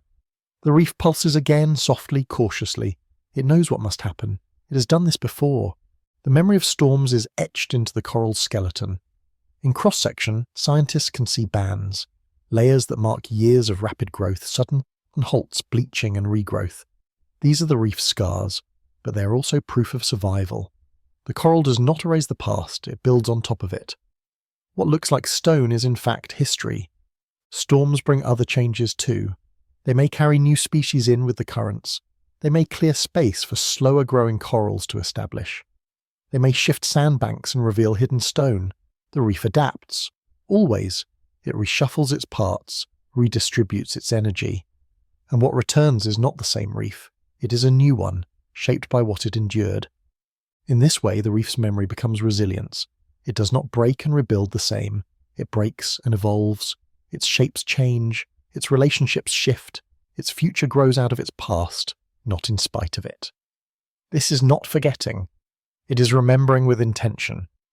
For the creatures that live within the reef, the storm is also a test. Some species return quickly, finding new homes in the altered coral. Others take longer. Some never return, but life finds the openings. Gobies settle in fresh crevices. Algae recolonize exposed surfaces. Crabs burrow into softened stone. The community reforms, not identically, but effectively. The reef does not mourn those who left. It welcomes those who come. Humans have learned to help. In the wake of hurricanes and typhoons, conservationists swim over damaged reefs and collect broken coral. These pieces are attached to frames or ropes and placed in nurseries. There they grow in calm water until they are strong enough to return. When planted back into the reef, they remember their purpose. They begin to build again. Not every piece survives, but enough do, enough to begin again. So the reef continues, not untouched, but unbroken. Not unchanged, but unyielding. Its memory is not soft and sentimental, it is structural. It is encoded in the way coral curves after a strong current, in how it binds itself tighter after each break. It remembers through the decisions it makes, the partners it keeps, the forms it adopts. The storm is not the end of the reef, it is part of its rhythm, a season in its long cycle of rise, fall and return.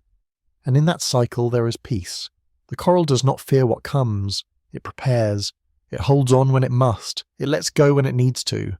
And afterwards, it listens for life to return, it listens for its own pulse to rise again. This is the quiet genius of the reef, not in how it avoids harm, but in how it survives it, in how it remembers not by holding still, but by moving forward, in how even after everything has changed, it still offers a place for life to begin again. When the ocean storms subside, what remains is not silence, it is softness. The coral reef, though battered and bruised, never disappears all at once. Instead, it pauses, it breathes, and then, almost imperceptibly, it begins again. This is not recovery in the way we often imagine it. There is no grand return, no sudden blooming of colour. Instead, there is persistence. The reef rebuilds with the patience of something that has done it many times before. Not in weeks, not even in seasons, but in cycles, shaped by memory, by instinct, by the quiet language of resilience. In the days after a great storm, sunlight returns to murky waters. It pierces through the surface and settles upon shattered coral, broken branches, overturned rocks. What once stood tall may now be scattered across the sand like pieces of a forgotten sculpture. But coral, by its nature, does not despair. Its fragments begin to bind themselves to new places, forming new anchors, each one still alive, still capable of growth. The sea offers motion, the coral offers time, and between them a new beginning stitched quietly into the reef. Animals too remember in their own way. Fish that once circled tall coral spires now find shelter under fallen stone. Some move on, others stay, adapting to the new terrain. The relationships shift, cleaning stations change location, new hiding places emerge, crustaceans dig into fresh crevices, moray eels slide into spaces opened by the surge. The reef reorganizes, not by plan but by flow. Everything that survives finds its place.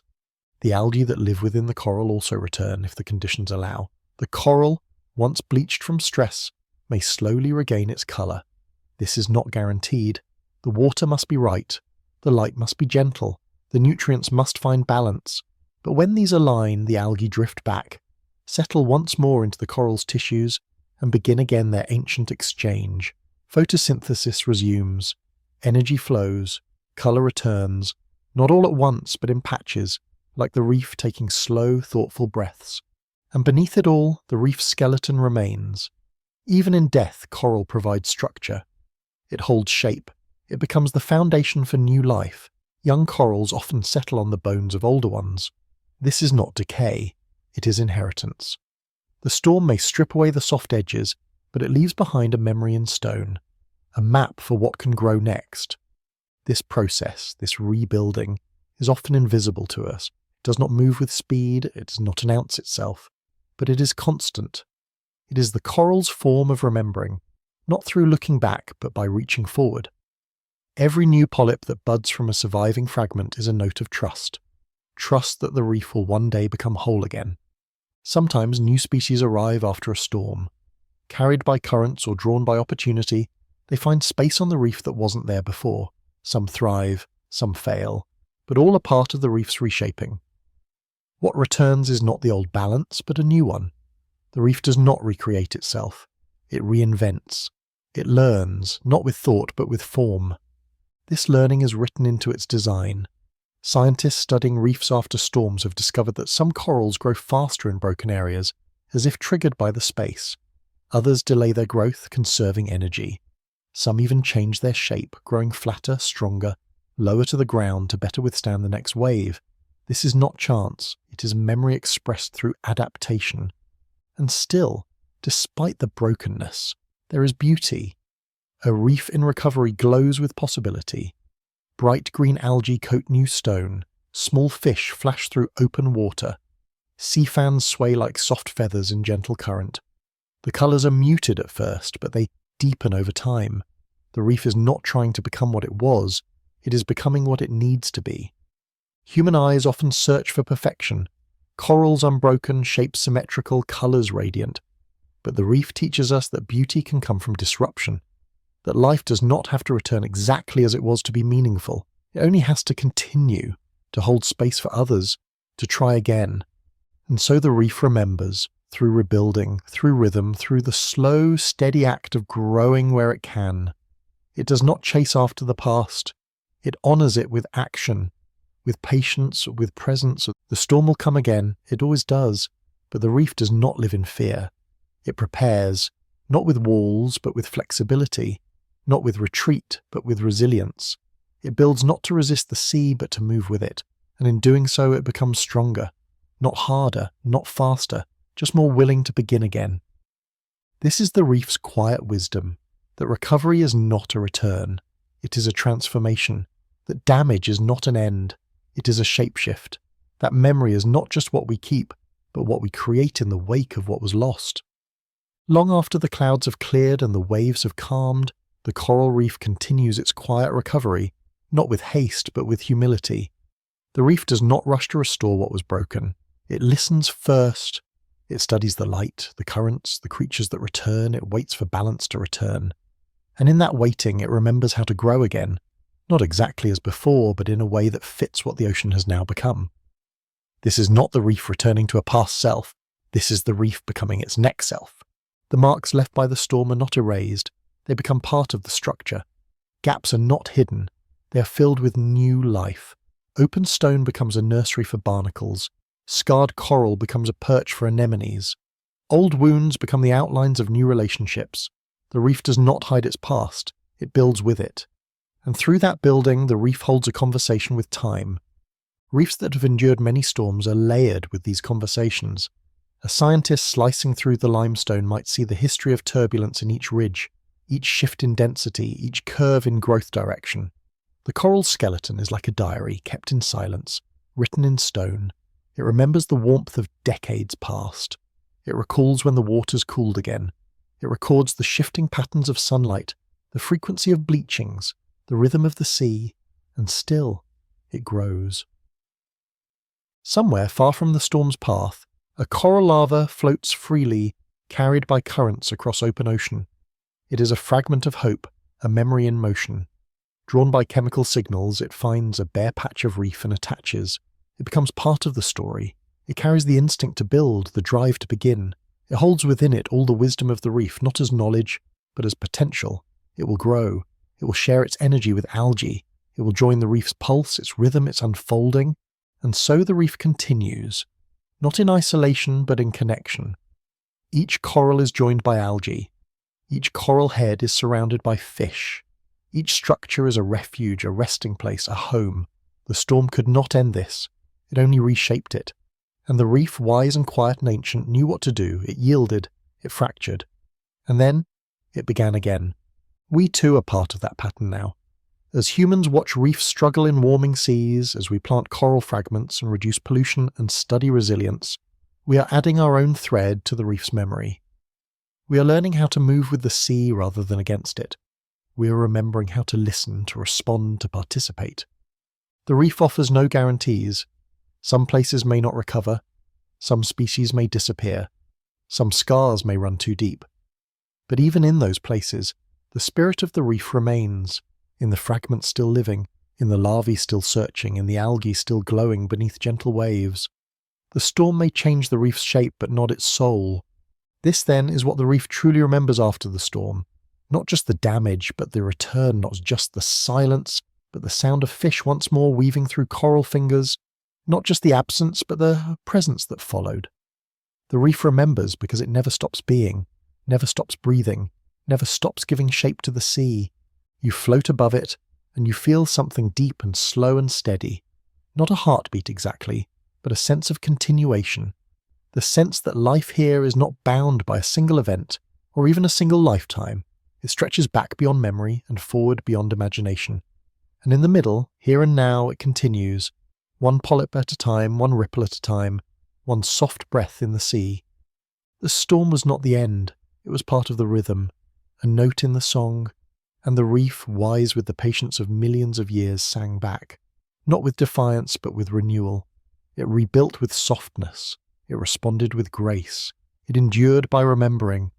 And now, as the reef glows beneath the sun, as fish flicker through its recovering towers, and as new coral finds space to grow, it says softly, clearly, I am still here. I have changed, but I have not vanished. I carry the storm within me, but I also carry the calm. There is a garden beneath the sea, but it does not grow from seeds or soil. Its flowers are not petals, but polyps. Its stems are made not of wood, but of calcium. It blossoms in silence, and it builds from what is left behind. This garden is the coral reef, and what makes it most remarkable is not just its beauty, but its origin, how it builds itself from its own bones, layer upon layer, year after year, turning death into life, silence into song, and skeleton into shelter. The coral polyp, small and soft, begins this process alone. Floating as a larva in the open sea, it drifts until it finds a solid surface, usually an old reef, a rock, or even the remains of a past coral. It settles, attaches, and begins to grow. It draws calcium and carbonate from the water and begins to form a skeleton, a tiny limestone cup that protects its body. And then it divides. 1 becomes 2, 2 becomes 4. Soon there is a colony, a miniature city of polyps, all connected, all building together. Each polyp continues to secrete stone beneath itself. It lives, feeds, and then, when its life ends, the body disappears, but the skeleton remains. A new polyp grows atop the old. The colony rises, not by expanding upward with muscle or movement, but by quietly stacking its history beneath itself. This is how the reef grows, by building on its past. It is a garden that blooms from what has been lost.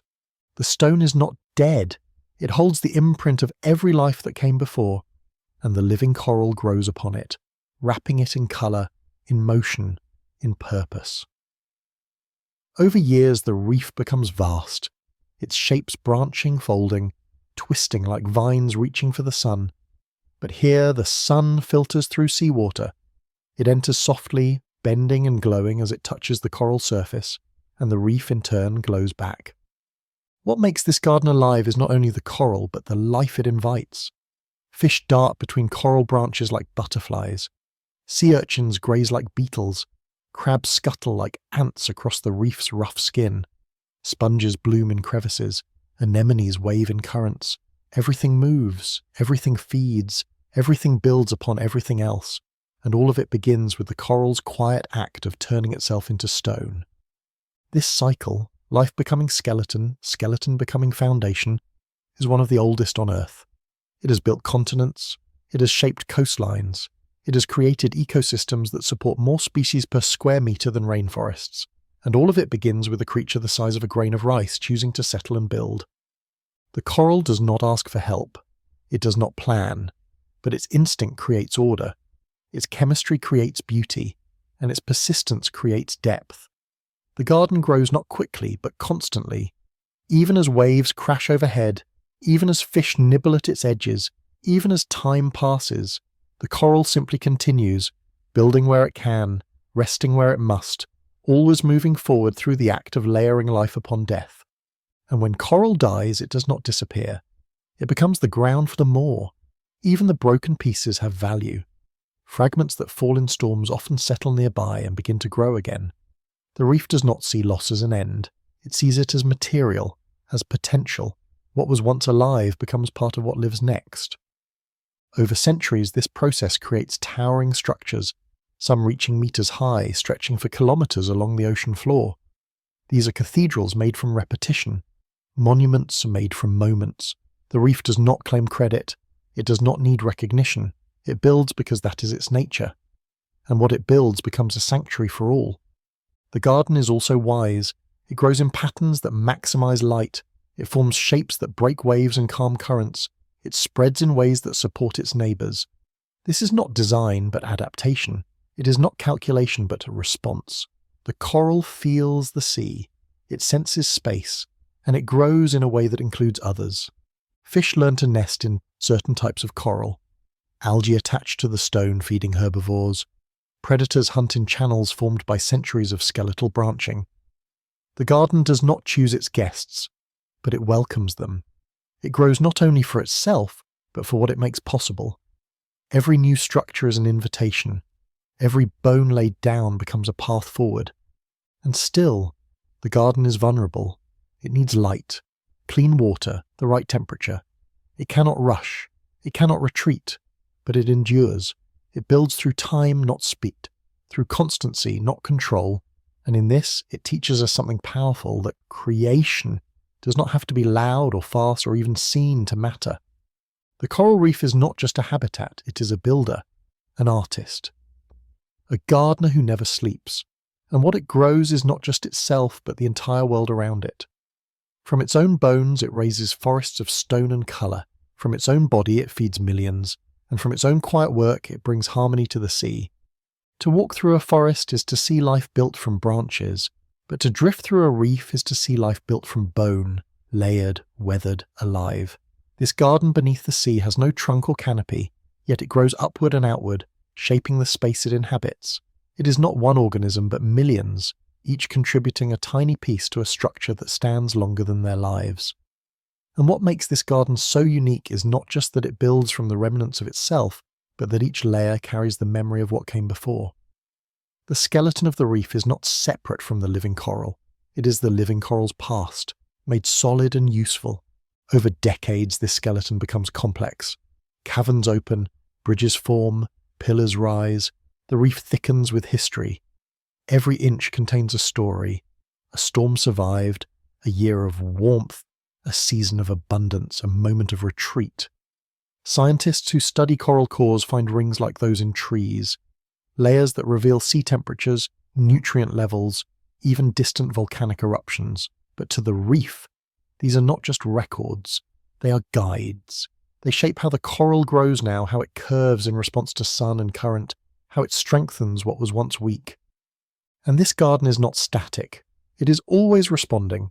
If one colony weakens, others may grow faster around it. If algae begins to overtake a section, grazing fish are drawn to feed there. If a gap opens, new coral larvae may settle in. The reef edits itself like a living manuscript, rewriting each page in response to the last. There is no central plan, but there is constant revision, constant refinement. In deeper parts of the reef, where light barely reaches, growth slows, but it does not stop. Corals here form massive domes, thick and sturdy. These are the elders of the reef, builders that take centuries to reach their full size. They do not grow fast, but they endure. Their wide forms support countless species. Their surfaces, pitted and gnarled, offer shelter and anchor. They are the reef's foundations, both literally and figuratively. And they too are built from bone, layer upon layer of coral life, long gone but not lost. In shallow waters, where sunlight dances in bright ribbons, branching corals thrive. They grow quickly, reaching toward the light, forming labyrinths where fish swim and hide. These corals are more fragile, more prone to breakage. But their broken pieces often become new colonies. The reef understands that what breaks can be reused, what falls can begin again. This is not failure, it is a design of regeneration. And in between, across slopes and edges, the reef mixes forms and functions. Some corals encrust rocks like skin. Others form tall fans that filter current. Together, they form a patchwork of form and purpose. No space is wasted, no structure is useless. Even the roughest stone becomes a home for something. This is the reef's quiet brilliance. It builds not just with bone, but with intention. It uses what it has. It responds to what it learns. And through this, it creates opportunity. For crabs, for clams, for eels and rays, for sea turtles to rest, for tiny shrimp to clean, for fish to breed and feed. This garden is not only a product of life, it is a producer of life. And humans, slowly, are learning from it. Coral gardening projects mimic the reef's own methods. Broken pieces are collected, nurtured in nurseries, then replanted. These fragments, once scattered by storms or anchors, take root again. And as they grow, they invite others. Fish return, algae find balance. The pulse resumes. We are not inventing restoration. We are following the reef's lead. Even artists and architects are inspired by coral. Its branching forms, its ability to grow from constraint, its layered strength, these become metaphors for resilience, for community, for sustainability. The reef shows us that greatness can emerge from repetition, that beauty can grow from patience, that strength does not need speed. And still, the reef builds, every night and every morning, through storms and through calm. It adds to itself slowly, quietly, never in grand gestures, but in tiny moments, a polyp secreting calcium, a fish cleaning algae, a fragment settling in the sand, each action small, each one essential. This is the rhythm of the garden, 1,000 quiet acts of growth stacked into something that endures. The reef reminds us that progress is not always movement. Sometimes it is deepening, sometimes it is thickening, sometimes it is the still work of becoming more than what we were, through layers of loss, through layers of love, through layers of bone. The coral reef continues to build its garden not through sudden transformation, but through gentle repetition. One layer, then another. A shape that once reached outward now grows downward. A hollow becomes a home, a crack becomes a channel. The reef doesn't erase what came before, it enfolds it.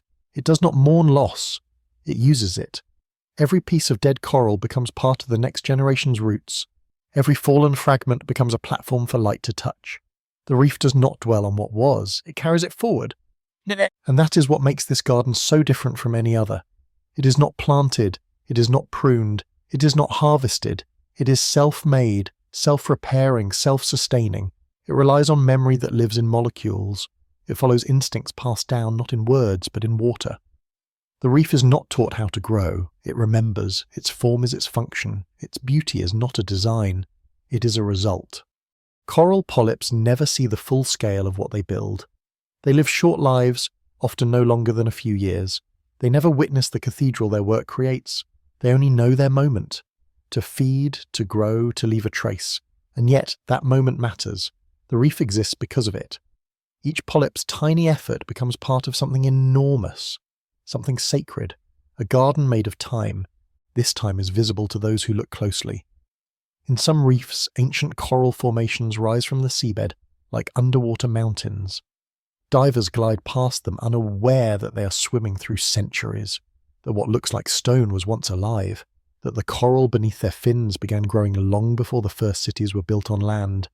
These are not ruins, they are still alive, still breathing, still giving. The reef never stops working, even when it seems still. At night, bioluminescent algae glow faintly. Shrimp patrol the coral branches, octopuses emerge to hunt. The garden shifts into its nighttime form. It is quieter, darker, but just as alive. And beneath the surface of the coral, calcium continues to accumulate. Tissue continues to pulse. New polyps begin to form. What is being built never truly rests. And what is being built is not just structure, it is system. The reef holds the ocean together in ways we are only beginning to understand. It stabilizes coastlines. It feeds millions. It protects biodiversity that cannot exist elsewhere. It regulates currents. It exchanges gases. And all of this is made possible by creatures that never speak, never move far, never ask for anything but a little light and a place to settle. The skeleton of the reef is not a graveyard. It is a library. Every ridge is a line of text. Every coral branch is a sentence. Every colony is a chapter. And when storms come, when waters warm, when change arrives, as it always does, the reef responds not with resistance but with rhythm. It grows where it can. It lets go of what it must. It starts again. Humans now walk a line with this garden. Our choices affect its ability to continue. Warming oceans, pollution, overfishing, these stress the coral's balance. The garden still tries. It still grows. But sometimes it slows. Sometimes it cannot keep up. And yet it doesn't stop. It builds with what remains. It still believes in continuation. And perhaps that is the reef's final lesson. That life at its strongest does not conquer. It cooperates. It connects. It continues. That the best structures are not those that resist change, but those that respond to it. That even the hardest stone can be shaped by the softest touch, layer after layer, breath after breath. So the reef builds. It builds with memory, with patience, with love. And in doing so, it reminds us what it means to grow, not by force, not by fear, but by adding quietly to the world one piece at a time. From its own bones, the reef creates a place for everything else to thrive, and in that simple sacred act, it becomes not just a garden, but a promise that life can begin again, a promise that what is fragile can also be strong, a promise that even in a world of storms something beautiful can rise again and again from what is left behind. Beneath the surface of the sea, where sunlight stretches thin and blue, there are architects at work. They have no tools, they carry no plans, but their creations rival anything built on land. Their structures rise slowly, not in glass or steel, but in living stone and glowing light. These are the corals, the quiet builders, the dreamers of form, and they shape their world with nothing more than touch, time, and a memory of the sun. Every coral colony is a kind of architecture. But more than that, it is a study in colour and light, in how life can carve beauty into water itself. Colour in the reef is not decoration. It is communication. It is protection. It is chemistry made visible. The hues we see, fiery oranges, soft lavenders, impossible blues, are not painted on. They are born from inside. Coral produces proteins that glow under ultraviolet light. Algae inside coral cells shimmer with golden pigments as they work, converting sunlight into sugar. And together, this symbiosis becomes radiance. It becomes the reef's voice. Each shade is a message. I am here, I am healthy, I am alive. And when things go wrong, the colours change. When the water warms too much, the coral expels its algae. It turns pale, nearly white. This is bleaching, not a symptom, but a signal. A warning made of silence. The reef does not scream, it fades. But even in that fading, the light lingers. In some cases, corals glow even brighter before bleaching, producing intense fluorescence in pinks and purples. Some scientists believe this is a stress response, an act of self-protection. Others think it's a final effort to attract algae back, to hold on to the relationship that gives the reef life. Either way, it is stunning and deeply moving. Coral does.